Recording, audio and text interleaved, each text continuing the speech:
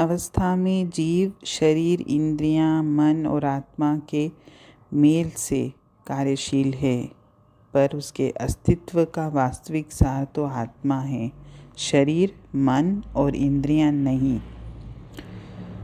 शरीर, मन और इंद्रियों के बिना आत्मा मृत्युलोक में विचर नहीं सकती, ये सत्य है। पर आत्मा अपने अस्तित्व के लिए शरीर, मन और इंद्रियों पर निर्भर नहीं है।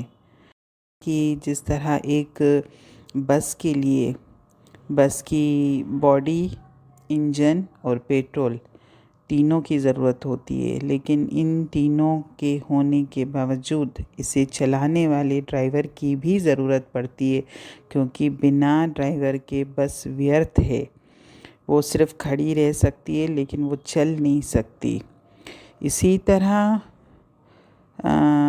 अगर ड्राइवर के बिना बस व्यर्थ है, ये तो सत्य है, पर सिर्फ ड्राइवर बस की वजह से नहीं है, ड्राइवर का उसका अपना अस्तित्व भी है। इसी प्रकार आत्मा जब तक हमारे शरीर में है, शरीर चलता है, फिरता है, खाता है, पीता है, हर कार्य करता है। लेकिन जब आत्मा इस शरीर को छोड़कर अलग हो जाती है, एक और हो जाती है, तो शरीर भले मुर्दा और बेकार हो जाता है, लेकिन आत्मा तो अजर और अमर है, उसका अपना अस्तित्व है। या फिर हम इसको इस तरीके से भी समझ सकते हैं कि आत्मा ऐसा कारीगर है जिसे संसार में अपनी कला दिखाने के लिए शरीर, मन और इंद्रियों रूपी औजारों की आवश्यकता है, क्योंकि बिना इनके आत्मा इस संसार में कैसे चलेगी। उसको कोई तो चोला धारण करना पड़ेगा। भले आप उसको चोले की संज्ञा दे दो, भले आप उसको बस का कह दो, भले आत्मा को आप कारीगर बना लो, कुछ भी आप मानो उसको। एक कारीगर के लिए जैसे औजार ज़रूरी हैं, क्योंकि औजार होंगे तभी तो वो अपनी कला दिखा सकता है।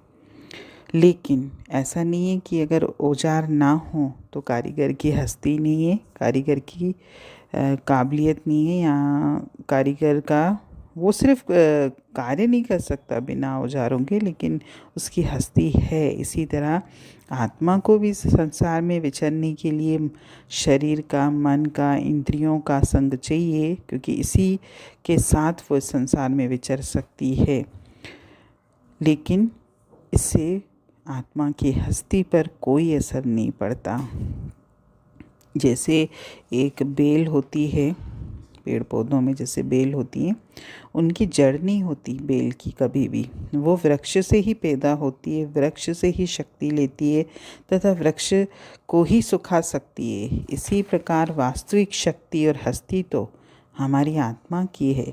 मन और इंद्रियां आत्मा से ही शक्ति लेते हैं, लेकिन अंत में वो हमारी आत्मा की शक्ति को ही नष्ट कर रहे हैं। और ये तो जीवन में हम देख भी रहे हैं कि जिस आत्मा की सत्ता है, जिस आत्मा का बल है, जिस आत्मा के कारण हम चल रहे हैं, हमने उसी आत्मा को भुला दिया है।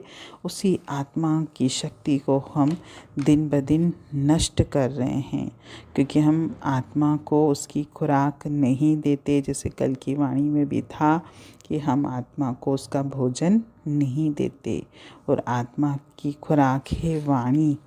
आत्मा को चाहिए परमात्मा का प्रेम, परमात्मा की वाणी, जो हम उसको नहीं देते। हमारा मन, हमारी इंद्रियां, हमारी शरीर जो भी हमसे मांगता है, हम उनकी हर मांग पूरी करते हैं, लेकिन मेरी आत्मा क्या चाहती है, मैं उसकी तरफ ध्यान ही नहीं देता। हरि ओम।